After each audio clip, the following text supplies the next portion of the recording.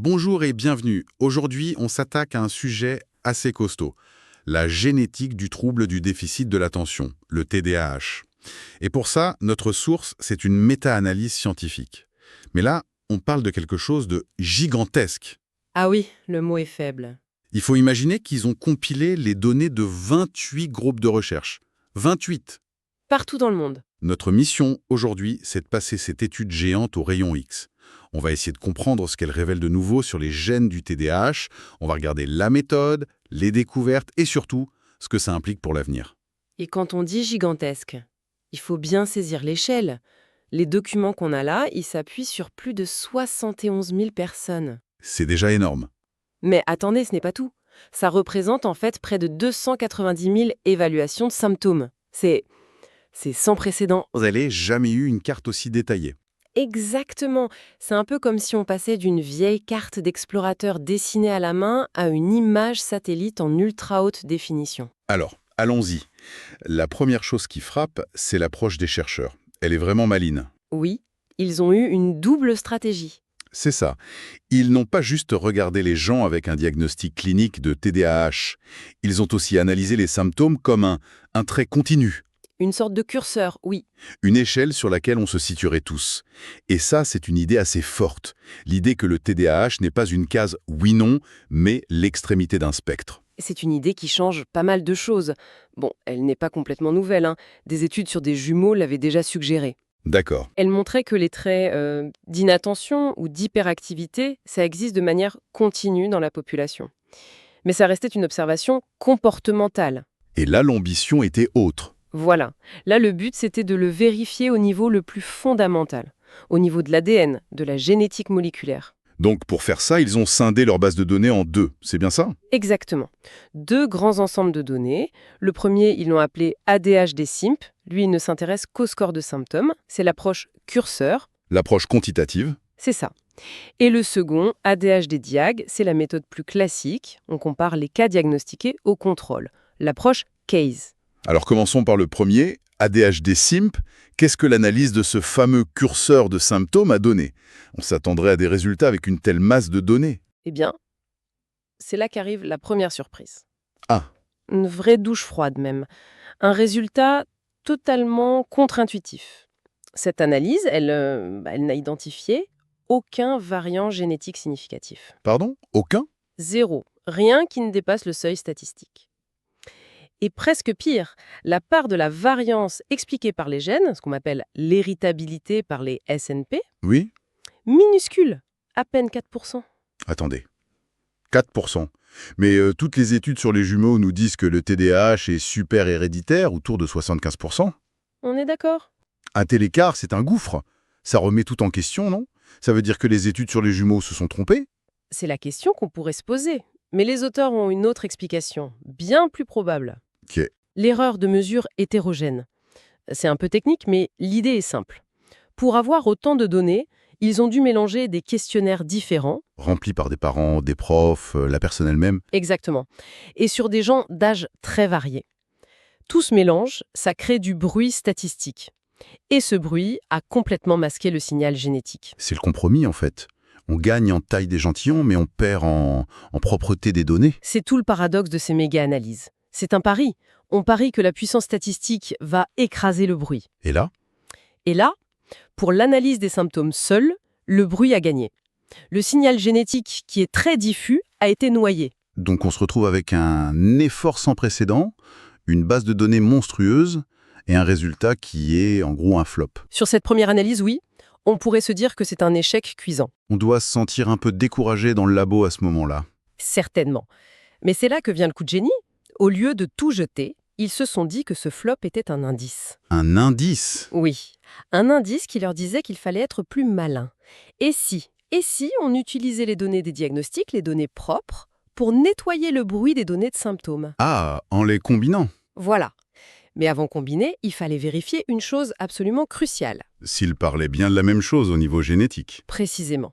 Ils ont donc calculé la corrélation génétique entre les deux ensembles. En gros, les gènes qui donnent un score élevé sont-ils les mêmes que ceux qui mènent un diagnostic? Et le résultat?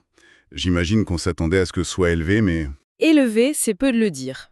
Là, on est dans le genre de résultat qui fait tomber les stylos. Le chiffre est 1.0, presque absurde, tellement il est parfait. c'est-à-dire 1.0, avec une marge d'erreur quasi nulle. 1.0. Carrément. 1. En génétique, ça n'arrive jamais. Ça veut dire qu'au niveau des gènes, les symptômes et le diagnostic, c'est la même chose.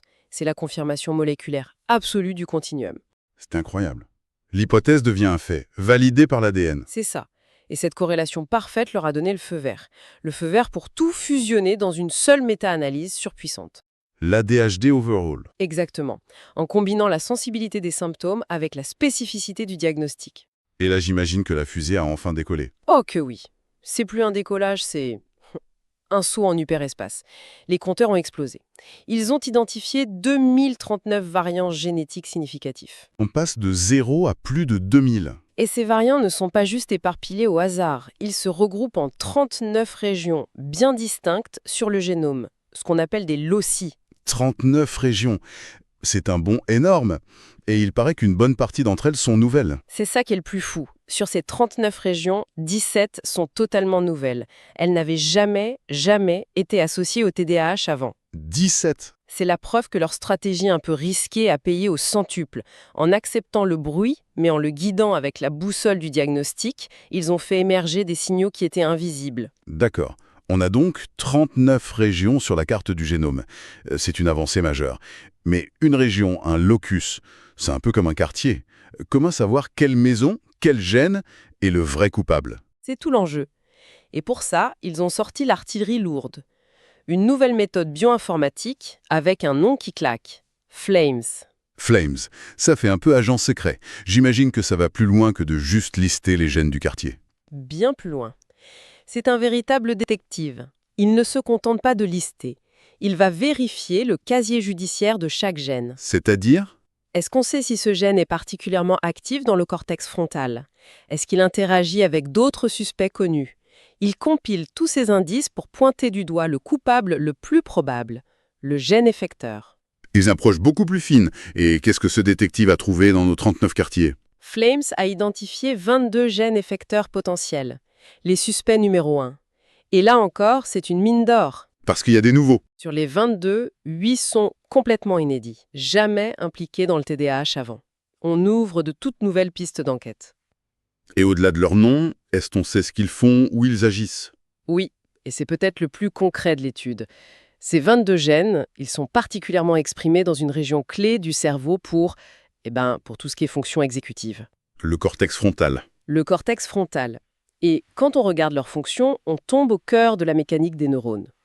Ils jouent un rôle dans le développement neuronal, dans l'organisation des synapses. Les points de contact entre les neurones. C'est ça.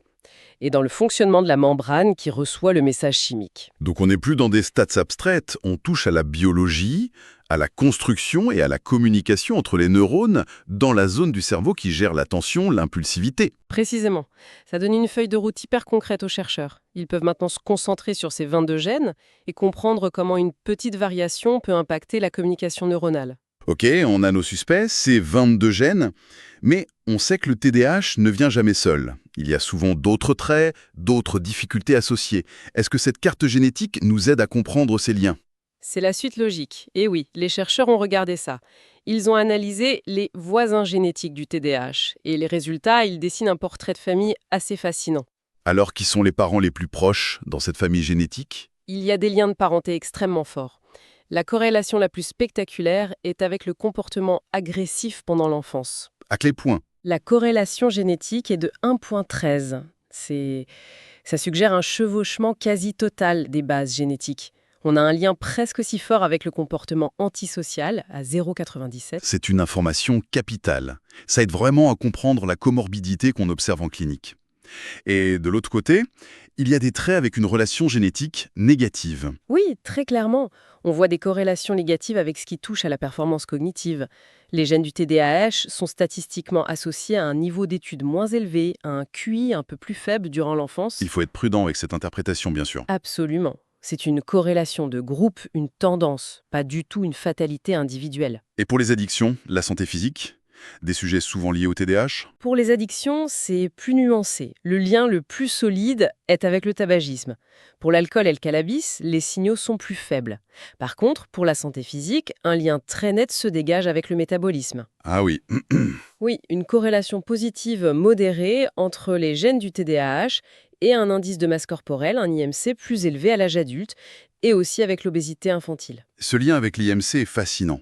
On pense à l'impulsivité du TDAH pour la concentration, mais on oublie qu'elle peut s'appliquer à tout, y compris l'alimentation. Mais oui, on touche là à un concept clé en génétique, Lausanne, la pléiotropie. C'est-à-dire? L'idée qu'un même ensemble de gènes peut influencer plusieurs traits différents.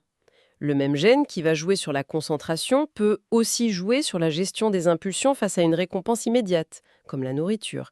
Ce ne sont pas des problèmes séparés, mais des branches du même arbre génétique. Alors, si on résume, le premier message, c'est la confirmation éclatante que le TDAH est un continuum, et que c'est en combinant les deux approches qu'on a fait un bond de géant. C'est ça.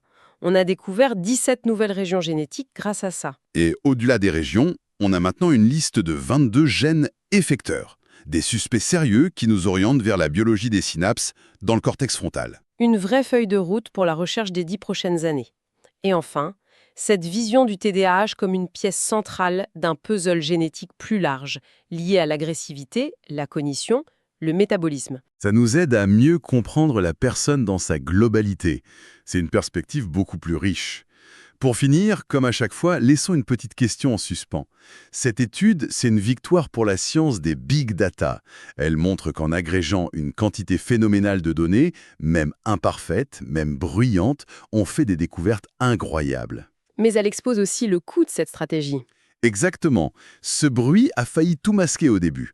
Alors ça pose une question fondamentale pour l'avenir. Vaut-il mieux un océan de données un peu troubles ou un lac plus petit d'eau parfaitement cristalline? Faut-il privilégier la quantité massive et hétérogène ou la qualité parfaite sur un plus petit échantillon? La réponse à cette question, elle façonnera sans doute la prochaine vague de découvertes en génétique pour tous les traits humains complexes.